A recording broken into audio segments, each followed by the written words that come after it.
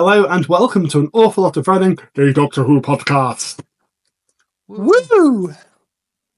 Yes, it marks 50. I'm not going to keep that. Why did I start that? Why did I start that? I'm not going to keep that. No. I am Jack, one part of your host team, and join me as always, Harry Sullivan to my fourth Doctor. It's published author Robin Foale. Good times are ahead of us tonight. This is Tom Baker's first ever serial, and my first time watching it. I'm very excited. Does that mean I'm the Sarah Jane Smith? Yes, it does mean that you are the Sarah Jane Smith to my fourth Doctor. Joining us is our editor-in-chief, Star. Sup? Yes. Robin, you're right. So we are here tonight celebrating 50 years of the Fourth Doctor. This is the very first Tom Baker serial, Robot, as written by the great and late Terence Dicks, or Uncle Terry, directed by Christopher Barry, and produced by Barry Letts. Bit of a funny one this is, Robin. This one kicked off Doctor Who's season 12. First aired between December the 28th, 1974 and the 18th of January, 1975. So we just missed the 50-year anniversary of this one we have. But still, it's going to be fun to cover and go over it. What do you know about Robot, Robin? Well, if it's anything like Dalek, I think the title of this episode kind of spoils what's going to be included in it. Fuck. Damn it. Yeah. I know. It's time flight all over again. You knew that there was going to be a time and there was flight involved in it. Now you know there's a robot in this. God damn it.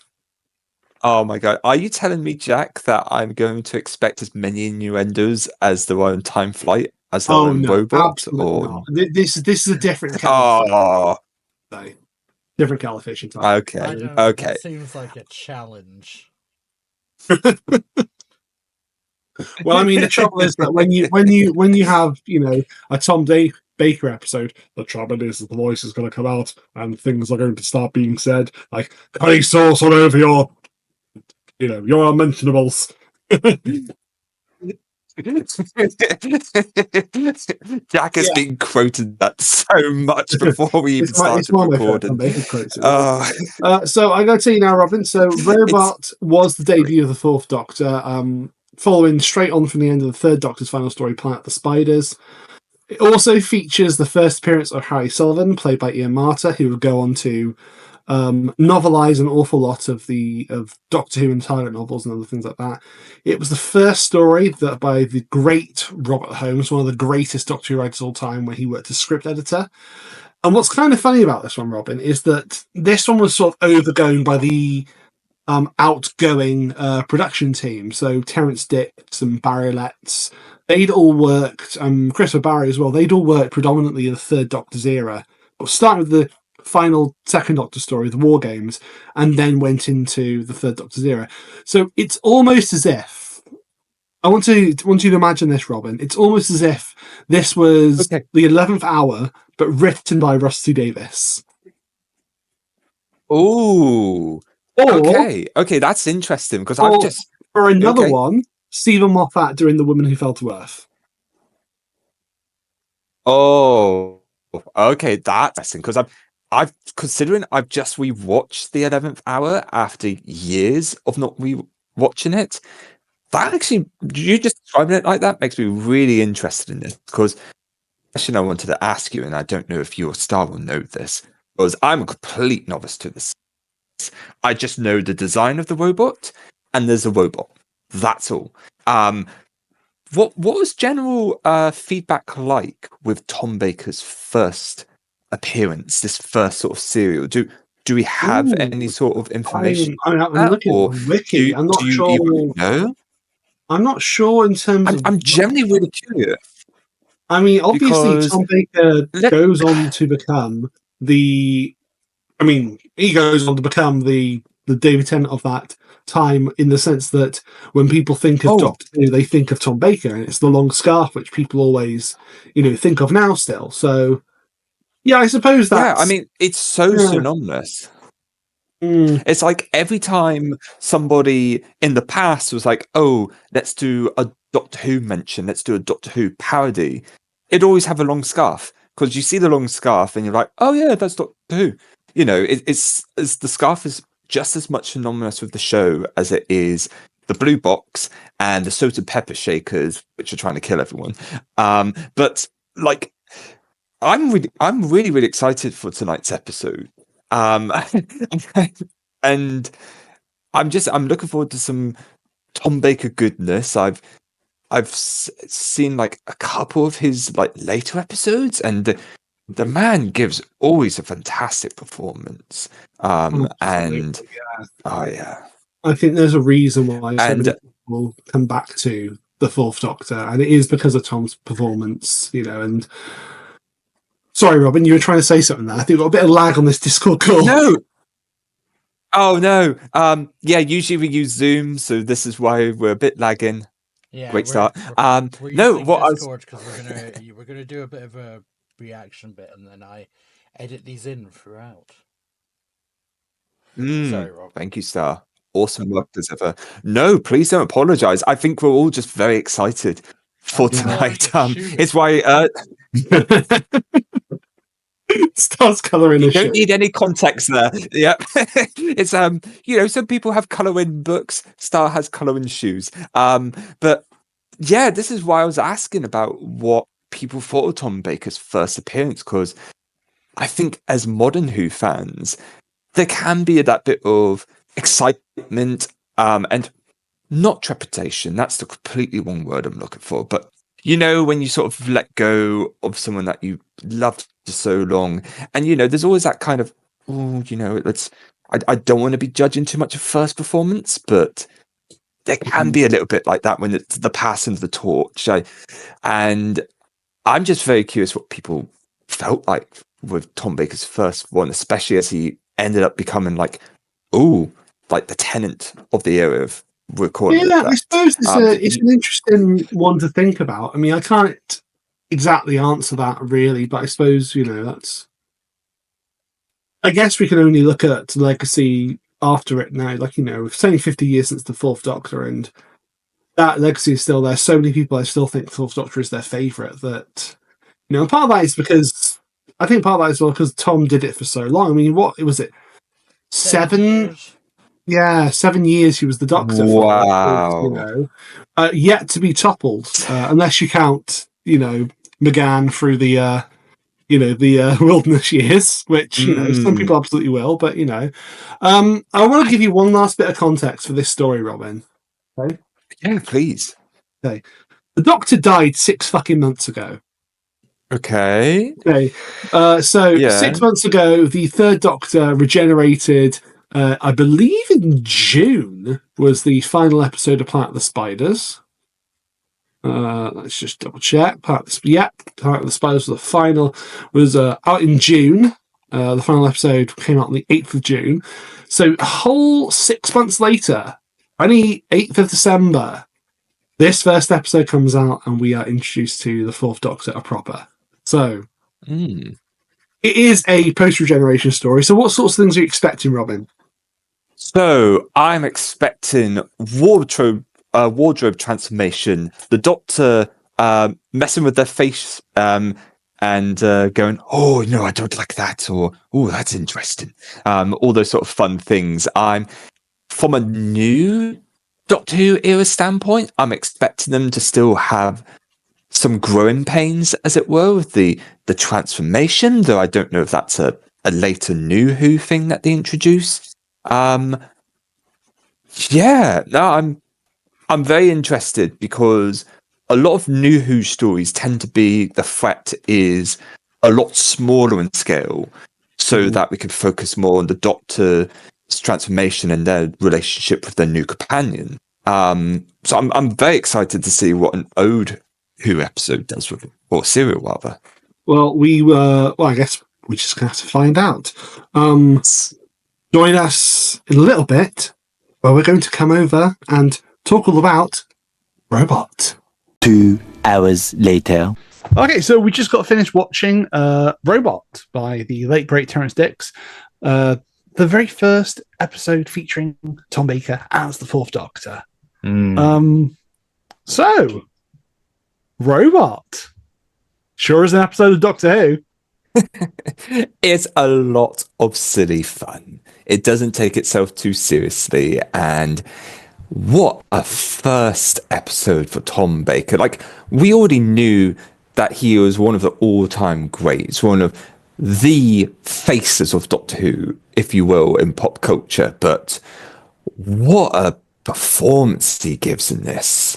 Like, it really does show just how much of his mannerisms, his flair that he brings to the character with his facial expressions, his little wardrobe change. So many of those moments just really tie together nicely to what a lot of new Who Doctors end up copying and sort of recreating in their own way. It's really fascinating to come and watch that for the first time for myself anyway.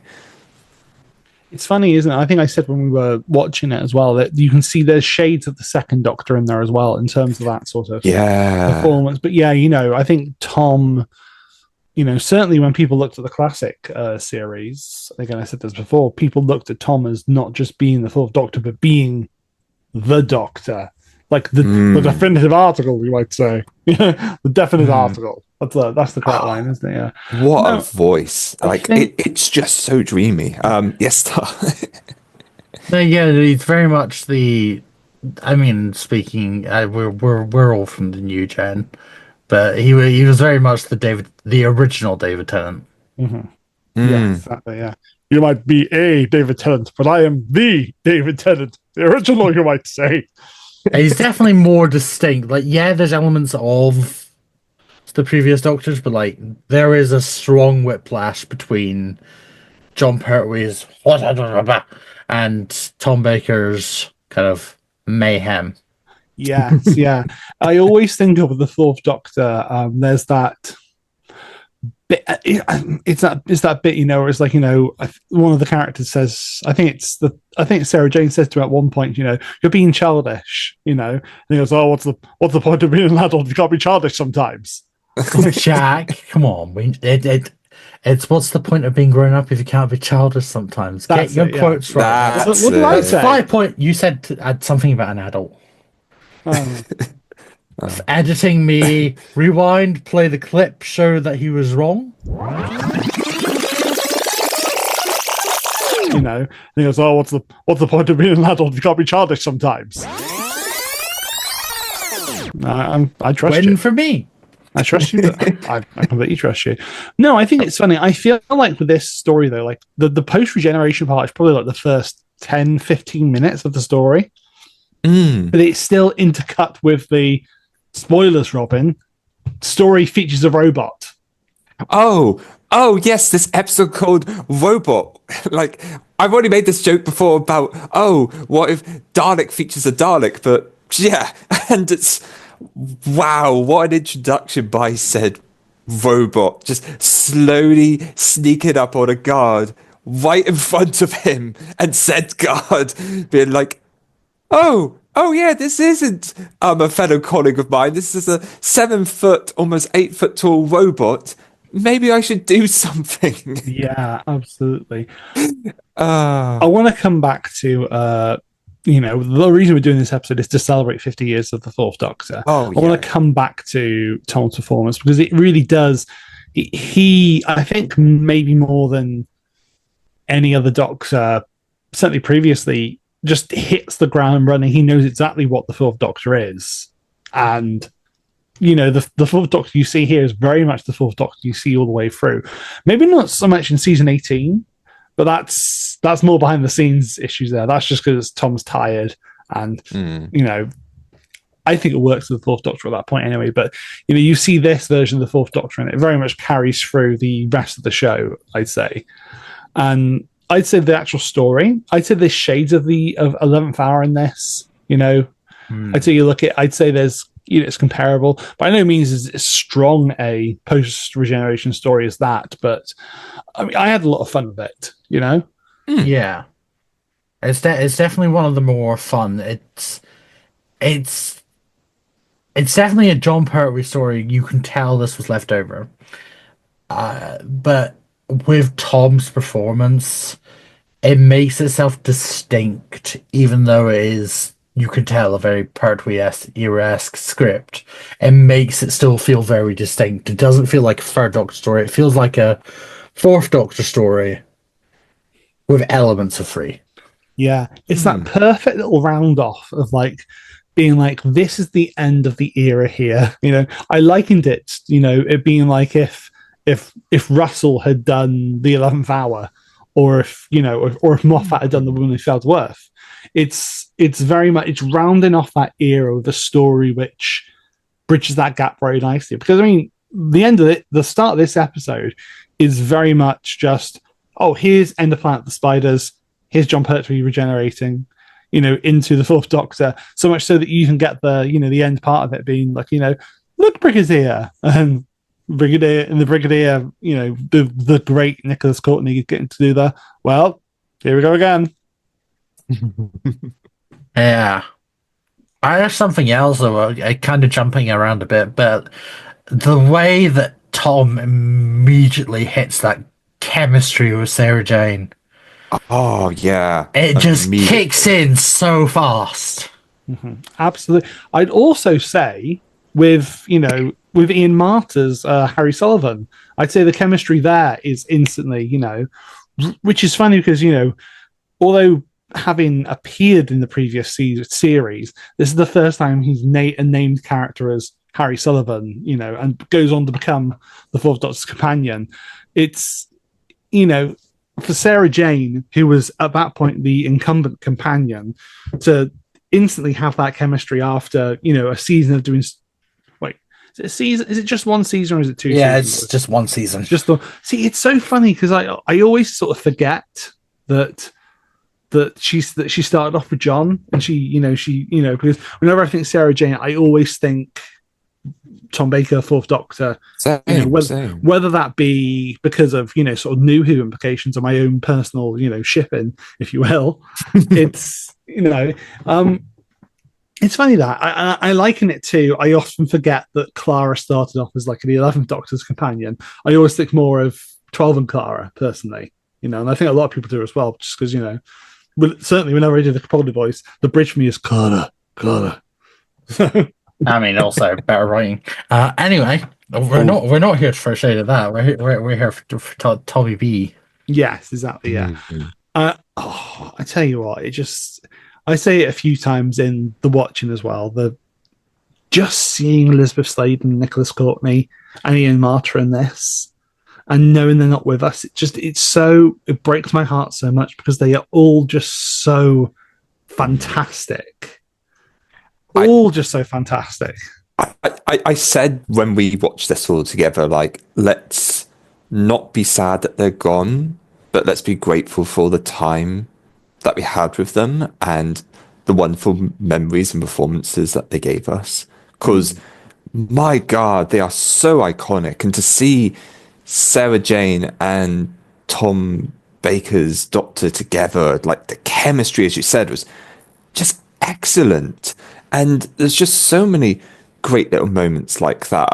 Another thing that I absolutely loved was, which both Jack and Star commented on, was the amazing energy and the scene with Tom Baker doing the skipping with the other guy. Yeah, and just that's Ian Marter's Harry. Yes. That's really impressive stuff. And it's just like, that to me is like, oh, that is such a Doctor thing to do. And I absolutely love that, because this is my first time seeing his first episode, and that I could totally imagine if another dimension, I was brought up in the past, I'm watching Tom Baker's Doctor Who, I'm thinking, oh, he's the Doctor. Just seeing that, it's just like, yeah, that's wonderful stuff. Kind of rewinding back to the whole comments about the Brigadier, Harry, Sarah Jane, you can tell this, like, specific. I'm going to count the Brigadier as part of the TARDIS team for this, because he is. Not? But, like, you can tell Benton. Don't forget Benton. Good old John Levine.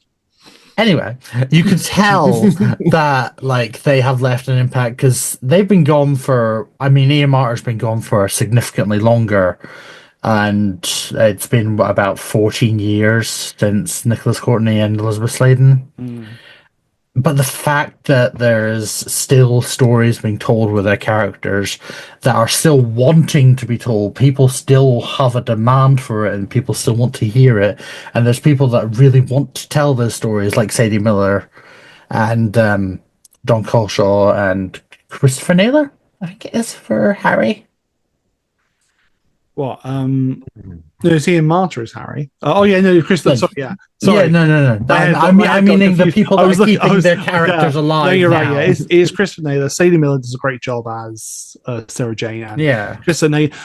I think the first time I ever heard them was like the Lost Story, Revenge of it's whatever not the real Return. Is it Return of the Cybermen? I want to say it's Return of the Cybermen, which is like based on the original script for Series 12. That was the first time I heard that. Return of the Cybermen. Yeah, that's the first time I heard that like version of the TARDIS team, and I have so much nostalgia for the Series 12 or Season 12 team of Tom, Liz, and Ian. Like, particularly as for Sarah and Harry, just because one of the first stories I watched growing up, I actually remember getting it because the DVD of Genesis of the Daleks came out like a couple weeks before Series 2 started. And I remember going up to Northumberland with my parents because my dad's from up there, and we were up there. I remember walking through South Shields and finding W.H. Smith's there just to get, because I had a little portable DVD player, just to get Genesis of the Daleks. Nice. I'm like, I remember it vividly because that same trip was the trip I got the Series 2 Radio Times cover, the one that pulls out and has, all the Series 2 monsters and Sarah Jane going in the TARDIS as well, which is, it's an iconic cover. But so yeah, I remember on that trip getting ready for Series 2, knowing Elizabeth Sladen was coming back, and watching Genesis of the Daleks. I think I watched all 6 parts in one go, which is heavy, very heavy, but loved it. And so I was ready to head into Series 2 for that, and just what a great team. And it is really sad. But it is great that, like you say, Stal, the characters have this legacy now, which continues, which is, Yeah, it just kind of means that they're not gone. They are going to live forever, which is really sweet in a way, and really, I think, honors not only the characters' legacies, but I think the actors as well. Completely. It's that, you only have to look at something like Scratchman, which is the book that came out, 4 or 5 years ago, which is based on an idea that Tom Baker and Ian Marter had for like the idea of a feature film of Doctor Who, and that came out just a few years ago. It's a great book. It's one of the best Doctor Who books in my opinion. And that was a Tom Baker idea, was it? Tom Baker / Ian Marter, an idea they had together basically for a potential Doctor Who movie, and I really recommend it to you, Robin. It's such a good book, Yeah, no, I'd never heard of that one. And again, Ian Marter has such a great sort of history of Doctor Who post starring in it as well, because he went on, he unfortunately passed away in 1986, which is, the classic series was still going at the time then, but still only about 11 years after this episode aired, or this story aired. He had a life beyond Doctor Who in the sense that he went on becoming a novelist and actually novelized quite a few of the adventures in Target form, and even did a couple of like original spin-off novels called Harry Sullivan's War and Turlo and the Earthlink Dilemma. So yeah, big up to him, big up to Liz Sladen, and big up to Nicholas Courtney, because they are missed, but it's great that we're having new stories with their characters, Yeah, definitely. Let's head back into the episode itself, shall we? So, robot. It There's a does big exactly fucking robot. It does exactly what it says on the tin. Yeah, You get a it's- robot and it wrecks some shit. And that's It's what very you want in something called straightforward. robot. Yeah. It's not complicated, which is, perfect for a first Doctor story, which should focus on the introduction of a new Doctor. And I wouldn't call it particularly threatening. Like, there is threat that happens in the episode in the form of, I don't know, the threat of nuclear holocaust. But Sorry, dude. Did you not see all the people he bitch slapped? I mean, yeah, but that one unit officer got fucking like disintegrated because he was pointing the gun at the very specific angle.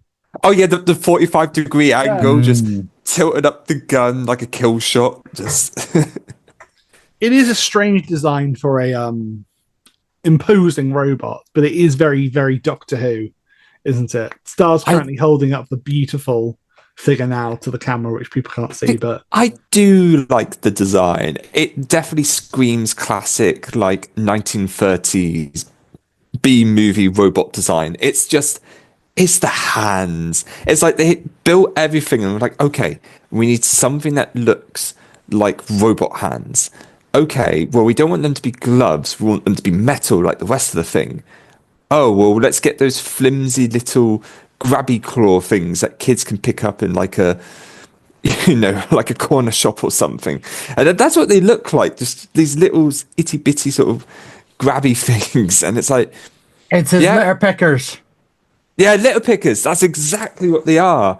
And it's like, I like the design of the robot. It's just, I do. It's just them. It is also kind of giving Marvin the paranoid android from Hitchhiker's Guide to the Galaxy. Yes. It does feel like that K1 is at some point going to say, "Life, don't talk to me about life."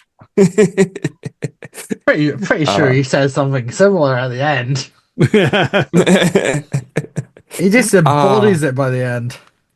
I love that the episode is clearly having a lot of fun with its concept, to the point that you kind of brush aside some of the absurdities, like the fact that this robot, like, quote unquote, sneaks into this base at night, this like fully guarded military compound, and then stays around somehow without being seen when he manages to break through with no one hearing him, breaking into that one room with the old guy. That's my favorite bit, when he breaks through the plywood door. Yes. The very flimsy thing he puts across to try and lock it. And then the guy's trying to dial on the phone while looking at K1, but then also angling his throat to go into the hand. And the thing that completes it, and I absolutely love this, is when they open up the safe and the document just says in big letters. Yeah. It's like, you're in for some fun when you see stuff like that. I think I'll say something else that's crazy. I think there's some really lovely music in this. Like, I think there's some really, like, whether it be a bit whimsical or a bit cute in some bits, I think there's some really lovely, like, pieces of the score here. And, there's lovely pieces of score all over Classic Who, but this is just one instance. There's Terrence Dicks talks about this story being sort of like influenced by King Kong and iRobot. I mean, I can certainly see King Kong when we get to part 4, which was hilarious. I don't think you were expecting. I don't think you're expecting the robot to turn into a kaiju.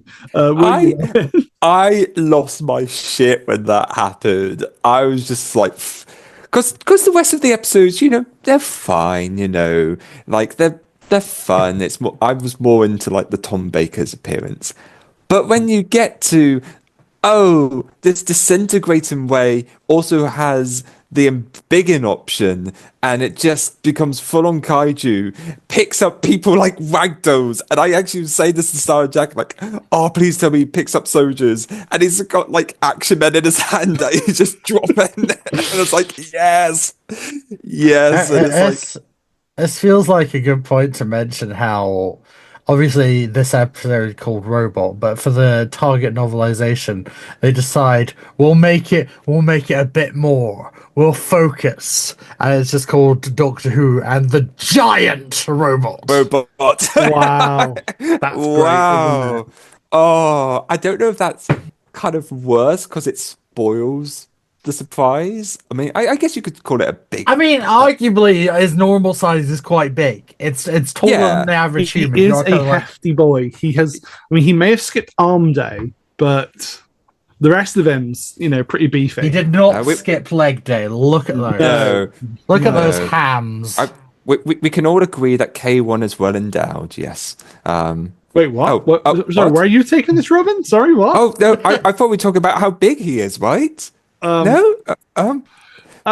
Obviously, the other influence Terrence Dicks had to the story is Isaac Asimov's I, Robot. Principally from that, I suppose, being the idea of the laws of robotics. Which he kind of toys with in the story, but actually kind of just does away with really at the same time, because he has Professor Kettleworth being like, yes, I had the robot. I had K1 have programmed to not hurt people, and then, but I also just undid that programming. So yes. Star, do you want to tell the audience what you said when you saw the professor? Play the clip, future me. Scientists, So in the 70s, this is what the scientist looks like. I'm gonna be genuinely honest, and it will come across a bit rude. It's rich. But here's what I imagine you'll look like when you get I older. have a great deal of Wow. I just wondered if they might be carrying on. Your Wow. Like, he looks like he'd No run one off. is and carrying on my work in fantastic robotics, Miss Smith.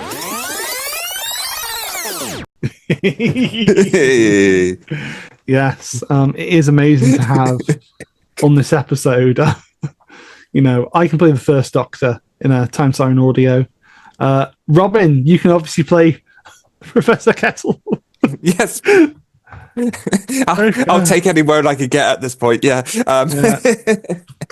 It's rather funny as well, because I feel like the story, again, not trying to poke holes, but I feel like certain parts of the story don't necessarily make sense, because Kettlewell is like, He's back and forthing.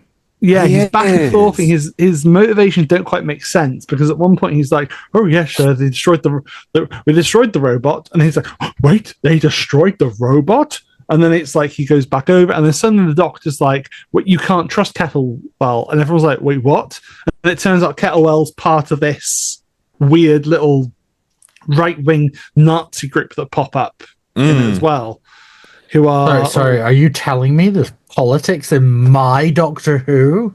Never. Oh yeah. My God, the wokey left got them. I know, right? And then again, it's weird as well, because then it's the idea that the K1 has developed like an Oedipus complex as well, because he's kills his father, Kettleworth, and then it's like, okay, and then he sort of goes, "Oh, I have killed my creator. I am bad, robot boy. Robot boy must not kill creator." And he starts going crazy, and then fucking grows to the size of a fucking Godzilla. I am so happy that A, we got a giant robot, and B, we got really so bad they were good green screen effects of. Yeah. They could have just have had like Sarah Jane like on the side of a building and done like a forced perspective, but instead she's clearly holding nothing, and it's just like the green screen like the side of a chimney she's we're holding. going to talk about effects. You want to talk about the tank? Oh my God! To be fair, as silly and as stupid as it looks, I like the actual use of perspective they try to do. I do. Yes. I do. I as really well. love it. I think you can't hate on it because it's too adorable, isn't it? Yeah. I mean, as someone who does perspective photography, I haven't done it in a while. I'm planning to get back into it. I've got a bunch of Daleks now, thanks being here. But as someone who does that, I have an admiration for when people do perspective stuff like that to make things look bigger. And again, while it does look silly, I mean, it does the job it needs to. It does. So it what does. you're saying is it's not about how big it is, it's how you use it. Yeah. Yeah. Thank you, Jack. But Something it's Jack doesn't understand. Anyway. It's nice when they work with the constraints of a budget, and sometimes there's a real charm in being like, okay, we've got 50p on this episode. What do we spend it on? And Robin. They had 25 pence on this episode. Come on. Yeah. Oh, I'm sorry. They borrowed the tank from their friend Jeff. And most of that money went into Tom Baker's scarf. I mean, that attire. I mean, he does the whole wardrobe change, and we could have gotten some interesting ones. We could have gotten the clown from Life on Mars, apparently, or full-on Viking. Ashes to ashes to be specific. Ashes to ashes to be specific. Thank you, Jack. Classic series. But yeah, like the Viking his one is attire, a good one, Oh, it is good. That is good, but the drip because it's he the wears power by of the end. 4. Yeah. You get it? You get it? Star, you get it? Star has left the chat. Star will be back later. Sorry, I heard that. It's the wrong era entirely, but that sounded like a Mondasian cyber. Star has left the chat. I mean, I can do a Mondasian.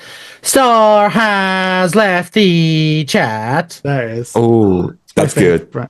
Again, totally off topic, but it's my favorite Cyberman. I mean, that's kind of what we always do. We always go off topic when I'm around. Yeah. I'm a menace. I think it speaks to really, about this story.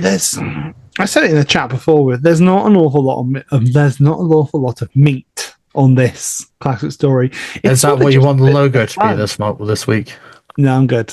The awful lot of George Geiger was enough. Let's not invoke his name. He'll appear, won't he? say his name 3 times and he'll appear as the fan doctor behind you.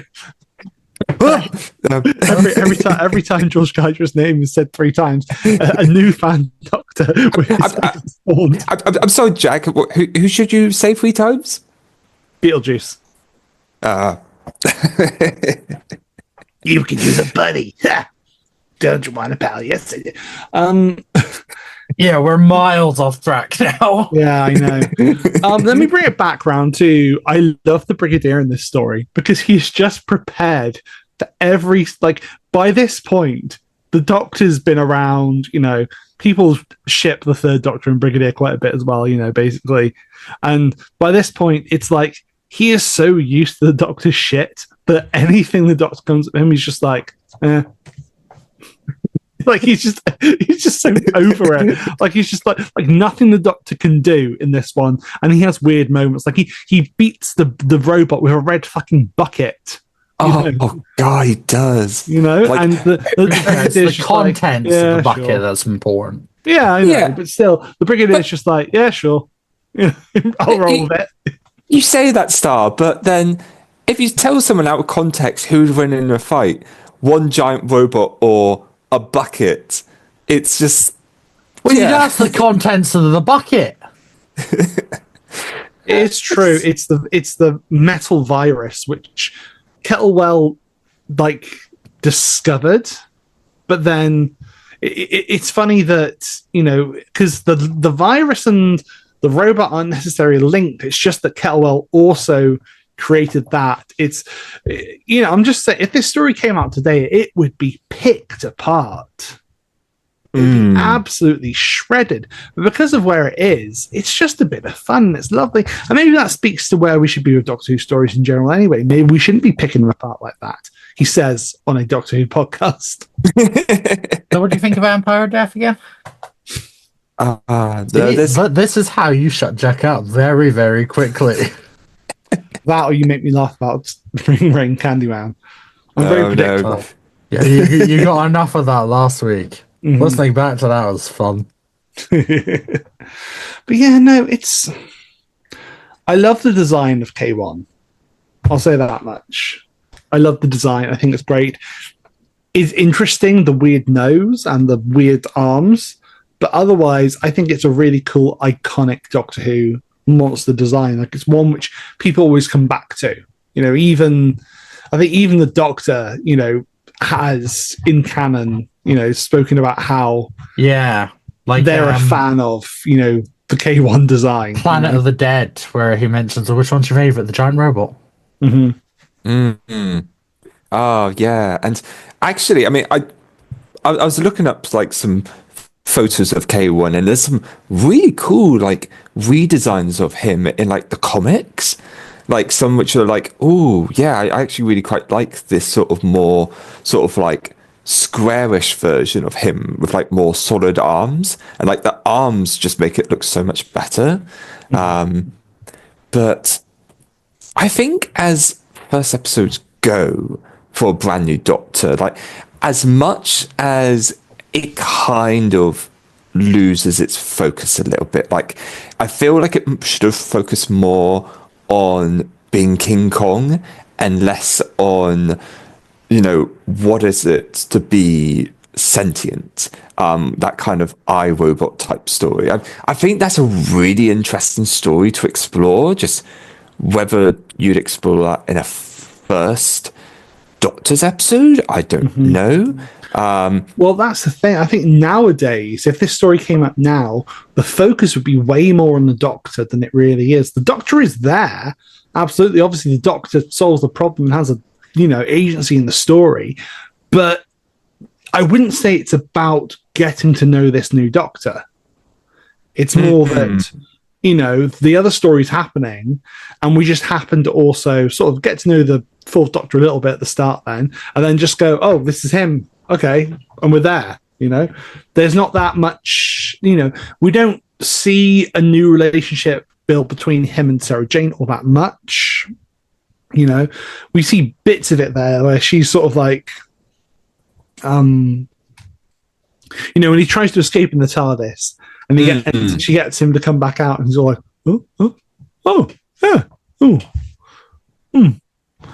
and she's sort of having to like coax him out of it really then to be the Doctor, and that's nice, but again, it doesn't really focus on what their new relationship is going to be, you know, which is, you know, again, typically if we were looking at New Who, that probably would be it. We'd be getting to learn who this new Doctor is, what the relationship is with the new companion. I'm thinking of something like Deep Breath, which I think is the comparison, really, you know, where we've got a new Doctor meeting an established companion, which we don't really see in New Who all that much. And it's, you know, a big part of the episode is getting to know, well, what does it mean to be a new Doctor with Clara? You know, we don't really get to see that all that much in here. It's just so much, oh, he's the Doctor, you know, and that's it. Yeah.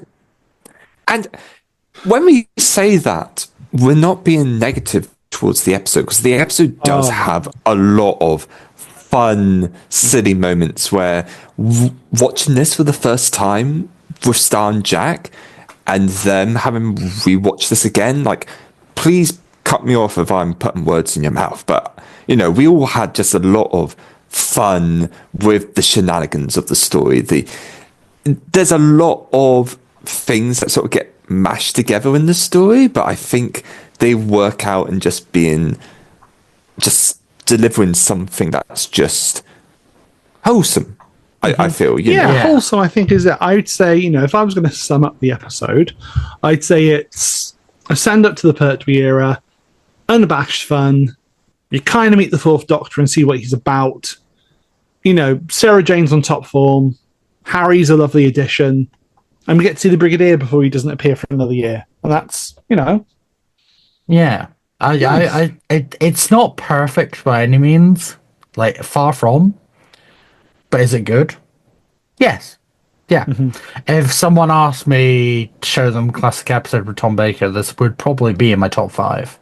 Yeah, it's good comfort Doctor Who, isn't it? It's good, you know, yes, there are deaths in it, but it's good, safe, wholesome, like you said, Robin. That sort of just, you know, you think of Doctor Who, you think of just the cute version of it, and this is what you go to, you know. And then after that you say, hey, let's watch some fucking horror Fang Rock, shall we? And everybody dies. Next week, Tom Baker breaks someone's neck. Yeah. What? I mean, when you said fucking there, Jack, I thought you were going to say creature from the pit, and I was like, oh god, is that episode serial 2? I mean, even Genesis actually, it's really funny to think, and I think I said this in recording as well, that this is in the same season as Genesis of the Daleks, which is like notoriously one of the darkest stories in sort of classic Who, at least, you know, with lots of sort of parallels to iconography from the Second World War and, you know, the Nazi Party. It's, you know, and I did say there's connections in this as well, in the terms of, you know, a creation being made there, and there's an alt-right sort of group as well that appear in this, you know, very akin to in Genesis, where we sort of see the Khaleds, and I suppose actually the whole point of that story is that a lot of the Khaleds and a lot of the Foales are sort of just as bad as each other, and it's the war which is the issue, and then obviously Davros and the creation of Daleks. But I mean, why am I talking about Genesis? Again, it kind of shows that, yeah, these stories were meant for, like, the very political era of John Pertwee, which does kind of make it fun to try to picture John Pertwee in these different kind of scenarios. I think it's funny because I think if you put the Third Doctor in some of these scenarios, I think he solves this in 2 parts. Yeah, I think he just goes up to the robot. Hiya, head's gone, problem done. Because like end of part 2 is the bit where the Doctor gets knocked out, right, by K1, right? Yeah. And you explained a little bit of the behind the scenes with that, didn't you? With the beginning of part 3, that being why they had to repeat the ending of so much of episode 2. Some classic episodes of Doctor Who, they had longer recap bits because something happened on the signal last week. I can't remember if it actually happened with this one, but I remember it does happen with quite a few later on in Tom Baker's era, but I'm pretty sure it does happen with this one. Okay. I like to call it the unearthly child kind of effect. Like how when that episode came out, they played it again as a kind of giant recap. Yeah, I like and since then, they've kind of kept doing it. Because it is a very extended recap when part 3 is basically just the last scene, isn't it, of part 2, which is, you know, and again, I think if you put Pertwee in that scene, he gets out of it. I think he finds the metal eating virus sooner, and I think that's it. You know, so it's cool to have Thor in there who's a bit more sort of space hoboing his way through it. You know? Yeah. Well, I think I'm taking the lead. Should we be getting to our little ranking section? Sure. What do you mean, ratings? You mean? Yeah, ranking, same thing. They start with an R. Same. Yeah, okay. I think it's too cute. I think, and I had a lot of fun watching that. I would give it just a 7 out of 10. You know, that might be a bit high for what it is. I think it's just a bit of fun. Will I enjoyed it so much if I was watching it by myself? Probably not. Again, but that's just how it is. For me, on this watch, I would give it a 7 out of 10, I think. That's fair, Jack. I think my enjoyment of this episode came down to the fact that I was with 2 of my best friends. You know, Star and Jack, you're both... Hey, did you watch it with someone else? What the fuck? Oh. Yeah, you watched it with Jack Reeves. But no, I had a lot of fun with this, and it is very silly, and I love the Tom Baker introduction. I love the giant robot stuff at the end. As episodes go, I do wish it was a bit more focused. I do feel like some parts do sort of slow down a little bit, and I think you get like a really good start and a really good end, which I think are the most important things in any story. People are going to remember the beginning and the end most of all. For me, I definitely understand like 7 out of 10 being quite good. I'm I'm going to go for like a 6 out of 10 myself, which is, is above average. Like, that's not a bad score either. Oh yeah, I don't think you have to justify it. I think it's fun, it's nice. I think 6 is still a respectable score. Really, yeah. I'm going to honestly agree with Jack on it. 7 out of 10. I think. I would give it 8 if I think if it was a bit more consistent. But I think 7 out of 10 is a good level. It is fun Doctor Who. I would probably show someone this episode. I think that's another good thing to bring up. I think what gets it for me, what gives it like a 7, and it's me being very generous, is that I know, like, I adore a lot of the Fourth Doctor's era, and he's one of the Doctors I've seen every story for, and there are so many of those stories which I think are just unparalleled. I mean, Genesis, City of Death, 10 out of 10s in my opinion in terms of Doctor Who. So when you compare it to this is no Genesis, this is no City of Death, there's no Pyramids of Mars, the good Sutex story. And that I think is very, very fair, because I'm coming into this as brand new. I've never seen this, and I've only seen the odd Tom Baker stories. So perhaps my opinion of this episode would be higher, like the more Tom Baker stories I watch, if I ever come back to it and go, this is where it all began, and I can see where he gets a lot of his little flares, his little moments, and maybe I'd increase the score that way. But I put it this think way, 6 out of 10 is good. It's by no means the worst story in season 12. Revenge of the Cybermen is still there. Oh, is that bad? It's notoriously bad.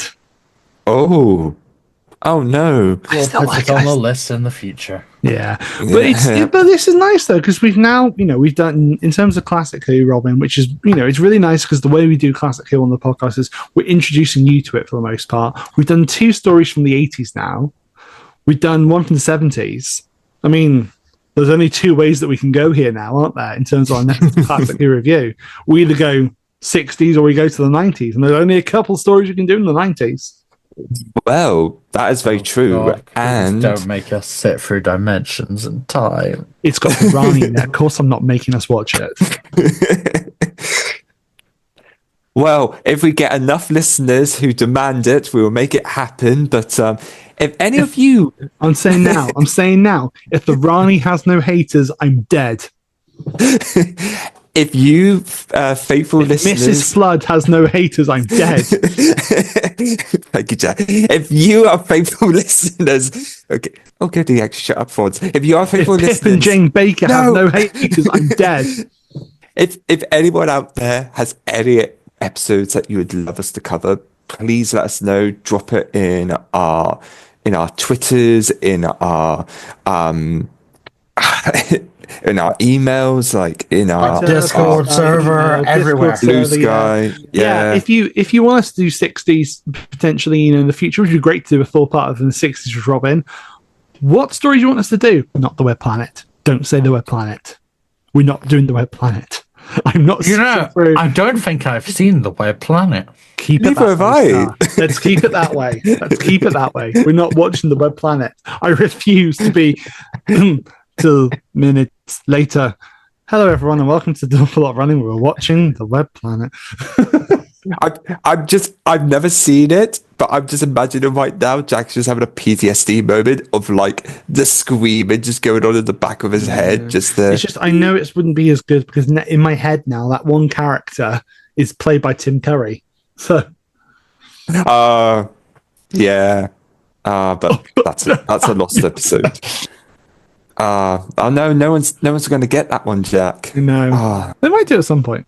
One day. Maybe. One day. Tim Curry I shall come back. Yes, but until then, they'll just have to wait with anticipation.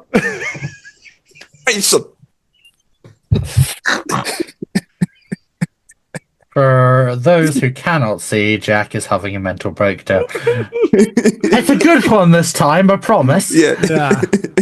Okay, I'll tell you what, let's head on over to what some of the listeners have said.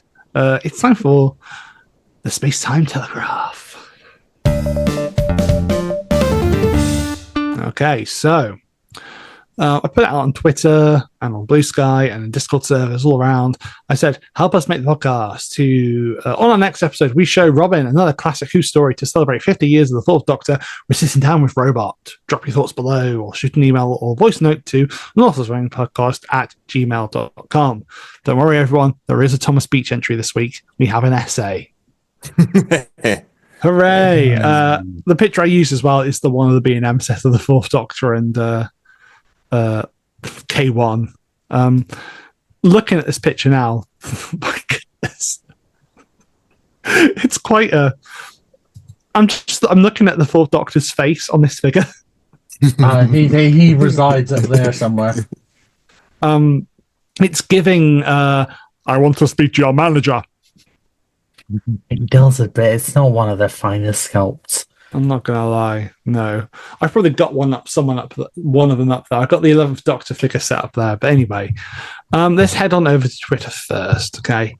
Because let's face it, I'd rather go in and get back out of there as quick as I can. Let's go. First one comes from, in terms of comments, comes from the Queer Doctor, James York himself. Oh, friend of the show. We all love James here. James says, always a fun little starter to one of the best scenes in the Doctor Who. It's a perfect way to bridge two eras.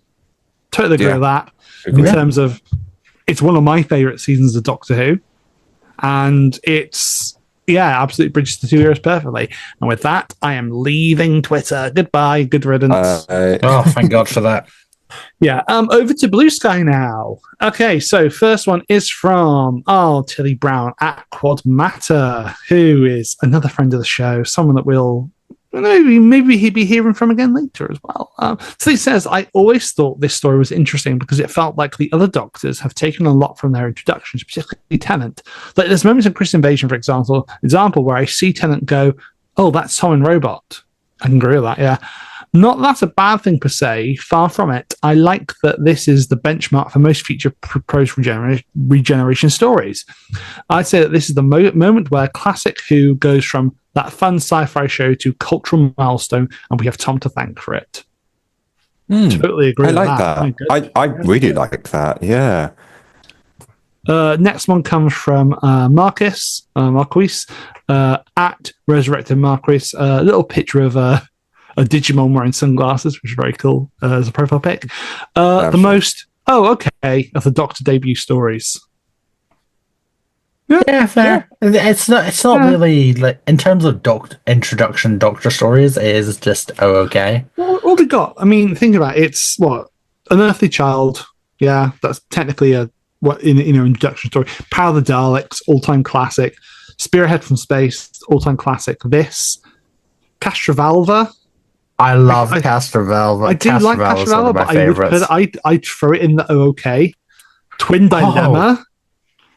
Ooh. What's Twin Dilemma? Yeah. Mark of the Rani. Your favourite, Jack. Time and the Rani. Even worse. Time and the Rani. Even worse. God. TV movie, good. Rose. Wonderful. Yeah, Rose, good. Crystal Invasion, yeah, pretty good. I would put that in the okay. Yeah, okay, yeah, I suppose. Mostly because Tennant's just asleep for that. It's good story, but it's just. Yeah, fair enough. Okay, cool. Next one we're going to head on over to. Our next one's come from the Time Siren Discord server. Always a good place to be. Hey. I'll be honest here. The chat in this got a little out of hand. Yeah, as it sometimes does. I'm just trying to find the stuff for it. Let's see. Okay. First one comes from a friend of the show, Catherine Wheeler. Hey. Says, hate it. Disgruntled of Cardiff. Okay. Okay. Sure. Yeah. That's it. I mean, if you hate it, yeah, okay. But, I don't know why you'd hate it. And that's literally it from the... That's the one thing I had to read. Well, I know you could argue that Ewan's commentary of Cardiff isn't even in Robot, to my knowledge. True. But then Ewan also starts to talk about Edgeworld, and I've not seen Edgeworld, so I don't know what that. He also starts to talk about George Gardner. That's free. Where is he? He just appears going, "Cully salt all over your anus." George is a pretty good Tom as well, to be fair to him. So, Of course. If I'm right, you have one more, do you not? I do have one more from Gmail. That is. So I may have two more. I don't know, one more, but I have one more from the aforementioned essay from our friend of the show, the amazing, wonderful Thomas Beach. I'm going to hold you there. Because I've managed to get in a special guest to sit and read this for us. Greetings, Jack, Robin, and Star. Very excited to send in some thoughts about Tom Baker's debut story as the Fourth Doctor in Robot. Firstly, I do really enjoy this story. It's just a classic fun adventure, full of wit and everything I could love in sci-fi. We've got giant robots, fascists, crazy protagonists, a bucket of metal-eating acid, and of course, Bessie. Coming off the previous monumental era of Pertwee's run mustn't have been easy, and it's evident that the story, along with others in Season 12, are holdover scripts from Pertwee commissioned writers and producers. The story beats of Robots are very Pertwee era, with unit and the political undertones, especially the fascist group mirroring the growing National Front movement of the 1970s through to the 90s, which gave way to more movements, Britain First, and eventually UKIP and Reform UK. The presence of these real villains was apt then, and is still very apt, sadly, in today's society. In a cheeky plug to my appearance in episode 59 of the podcast, I discussed political themes and the calling out of political parties, etc., mostly saying that it's never too late for media to reflect these things. The National Front movement was rather tragic, considering it had only been nearly 30 years, give or take, since the end of World War II, yet lessons from that horrific time were being forgotten or ignored. Speaking on the actual episode, the main cast were brilliant. It was such a smart decision to have Tom's debut at Unit HQ, and have his erratic behavior cushioned by the familiar Unit family. Having the Brigadier and pals back would have been a great comfort to an audience that had grown to love the Pertwee era 4 years prior. Sarah Jane, what is there to say? Rather brilliant in this story, leading the investigations into the National Science Institute. Despite sadly being demoted to damsel in the closing moments, becoming an Anne Darrow, King Kong protagonist, homage, when grabbed by the ginormous K-1 robot, with cheesy but charming effects. I adored her being the moral compass to the Doctor, convincing him to stay despite his want to flee in the TARDIS. It's a lovely motif that companions still embody today, dating back to Barbara and Ian, with their influence on the passive and cowardly First Doctor, when he is not wanting to cave a Neanderthal's skull in with a rock. This also being Harry Sullivan's debut, and, I'll be honest, he's a great straight man to Tom's manic Doctor. Hearing that, during production, they intended for an older Doctor, and so brought Harry as an action man role to the dynamic. People argue this makes Harry redundant due to Baker's casting, but I argue the opposite. Rather than focusing on the physical, their dynamic comes about wit, which is off to a strong start in this story. The amount of quotable lines and meme material is astounding between the two. The visuals of the story are brilliant, crisp directing and awesome visuals of the K-1's POV, very similar to horror film or monster movie protagonists, i.e. the killer's POV. Also, in the opening acts, I adored the allusion to Nosferatu, with the K-1's shadow along the wall, only to have me giggling as its clamp grips a paper with "Top Secret" printed in bold text along it. Love it. 10 out of 10. No notes. Overall, this is a strong debut for a new Doctor and companion dynamics. Despite the reuse of the previous era's script and tone, Baker and the gang leave a strong impression, that only got better and better as the series went on. In terms of ratings, I'd be more than happy to give this story a solid 8 out of 10. One of my favourite production stories behind this episode is, of course, the infamous ladder, which could never, ever be moved, as the story was produced during a crew strike, mostly a set designer runner strike, in which props or pieces of the set couldn't be moved without expressed permission, etc., leaving a ladder being left on set which couldn't be moved despite the director's frustration. Hope you enjoyed the episode. Really excited to hear your discussions, and I'd love to hop in on a Classic Who episode watch sometime. Happy times and places. Thomas Mad Beach. Incredible. Wow. Oh my goodness. That is a real Things I treat. get people to do for this podcast. Absolutely. Thank you. Thank you, first of all, to Thomas for sending that, and thank you, Tilly, at Quad Matter, for that impeccable Tom Baker impersonation. Tilly, you do amazing work, and Tom, what a great essay as always. Thank you both so much. You guys realize we have a sound clip of Tom Baker going meme material. It's really, because I've heard Tilly's impersonation before, like the impression of Tom, and she does it so good, but to hear it at that length and hear her like hold it all the way through and just have the mannerisms and the cadence so well, it's like, wow. I think I can do the first Doctor. I can't do shit compared to that. Like, Tilly, please, my goodness. Thank you, Star, so much for sorting that for us. Such an interesting fact as well that Tom brought up about the ladder, because I could notice the ladder during the episode, but I didn't think of anything of it at the time.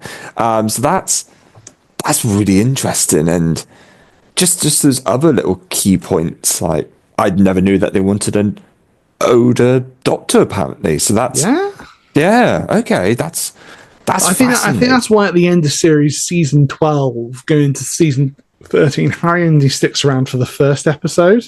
The first story. He leaves after Terror of the Zygons, doesn't he? Yeah, he leaves right at the end. Yeah.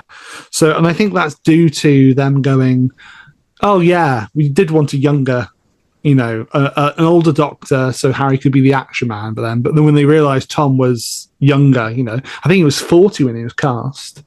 But they were like, oh yeah, okay, we can actually, we can just, give those action man stuff to the Doctor actually because he's young enough to do it. But gosh, wow. Thank you so much again, Thomas. Also, feel we should mention the fact that Tom Baker was a builder. It's like the fact we got to mention. Oh, that's true. Yeah, he was cast while he was working on a building site, actually, and because he was an actor, but I think he was out of work at the time, wasn't he, Star? And was doing what he had to do. He was, he actually played Rasputin in a movie, I think, as well, previous to this, which is interesting. That both the Doctor and the Master have been Rasputin at one point. But in a 12th Doctor story that never happened, the monk was also Rasputin. So, I think it's, and then there's a story about like when he was cast, like the newspapers and like people descending on this building site. Oh my god! I'm pretty sure I've seen like at least one photo where they from an interview where they're interviewing him and he's at the building site, and you could see lots of people crowding around. Crazy stuff, isn't it? If I find it, I'll put it in. It's like I don't know, like Matt Smith being cast and then people going down the Greggs and finding him working there. That's. Peter Capaldi's like, and how would you like your Nando's? I like hearing all these little nuggets of information as someone who's, just getting more into classic era Who and hearing these facts. Because that would have been a big deal about who's the new doctor, and it turned out to be, it's someone who works at making this house, and it's like, wait, what? And of course you're going to flood there. I absolutely recommend to anyone. I mean, anyone listening or watching this will probably have done it anyway. But Clever Dick's films, retrospectives on all the Doctors. Go back and watch the Fourth Doctor one for this, because he really covers that as well, and it's really, really. Richard is just so good at doing those. So please go and support him. We should definitely have him on at some point, because he's brilliant. Yeah. But I tell you what, though, I think that brings us to a close of the mailbag section, as it were. Yes. I mean, Robin's very much wanting more nuggets of information. Absolutely, yeah. So, speaking of nuggets of information, let's head on over to the Cannon Buster. Okay. Usually at this point, Robin, I would, for a factual way, a little tasty morsel, as is tradition. Anyone that's not listened to the podcast before, Cannon Buster is where I introduce Robin to a weird factoid from Doctor Who canon, usually expanded media, which has made canon, hopefully linking it to the episode in some way. But yeah, it's very much a send up to our friend of the show, Samuel Davis, and his series Broke Canon, basically highlighting all the weird things in Doctor Who. Now, Robin, I could talk to you about the K1 robot appearing in a Bernice Summerfield audio. I could do that. I could talk to you about the K2 appearing in a 12th Doctor comic with Osgood, but you've already seen that one because you've seen the pictures of the beefy version of the K2 robot, where he's actually not skipped arm day and stuff like that, and the Doctor takes him out using the red setting on his sonic screwdriver. That's literally how he beats him. I could talk to you about how he appears in the comic Party Animals, which is the story that canonizes Spider-Man, Star Wars, and all those other ones to the Doctor Who universe. But I've actually already covered that one before as a Cannon Buster, so I can't do that. So, Robin, I'm going to do something unprecedented here. Doctor, would you like to give us the Cannon Buster this week? Prime Minister, the Brigadier tells me I must write to apologize for missing the lunch we arranged at Downing Street, and the cabinet meeting I was supposed to address. So, sorry. Although, actually, I'm not that sorry. The Brigadier says the soup was cold, the fish undercooked, and the trifle unacceptably lacking in sherry, though he enjoyed his lamb cutlets. The cabinet meeting was, I understand, paralyzingly dull, boring, and tedious. But I expect they all are. I don't know how you put up with it, to be honest. Can't you liven things up a bit? Maybe play musical chairs or something? That could be a lot of fun. And am I right in my understanding that there were no jelly babies on offer? I think it would probably save us all a lot of trouble and disappointment if next time I save the world from extinction, you simply say thank you and leave it at that, especially as I suspect I shall be doing it quite a lot. But thanks for the thought. The Brigadier said I should tell you that too. The Doctor. So that is...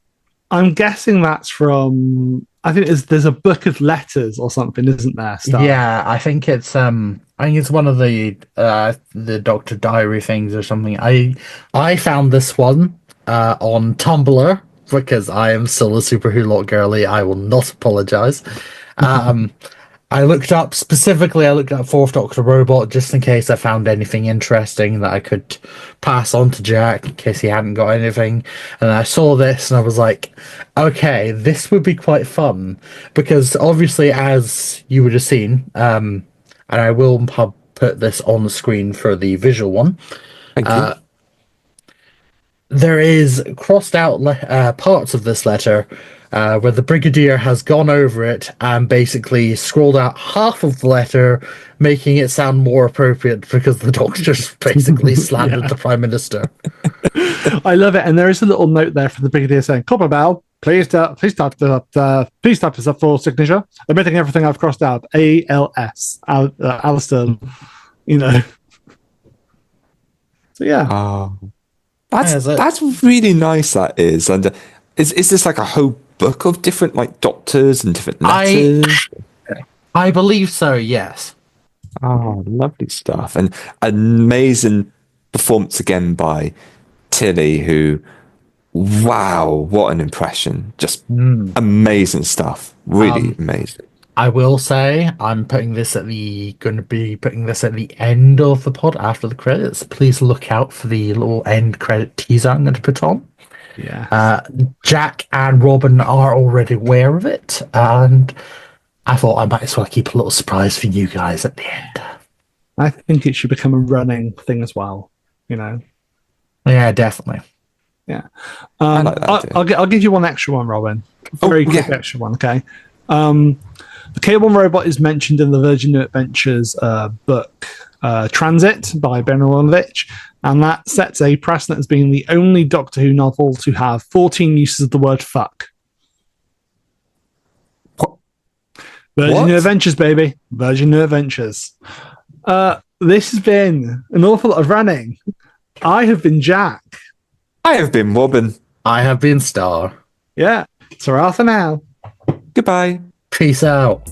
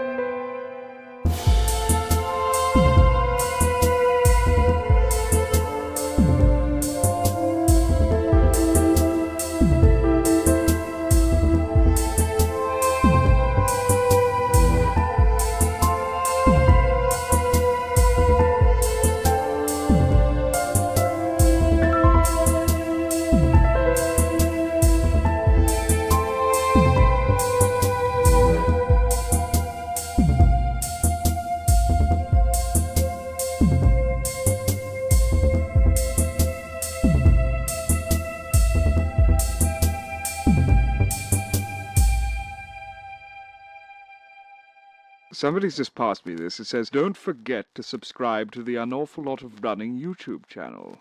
Well, how could I possibly forget that? For goodness sake. You've got the message, haven't you? Don't forget. An Awful Lot of Running YouTube channel. Now.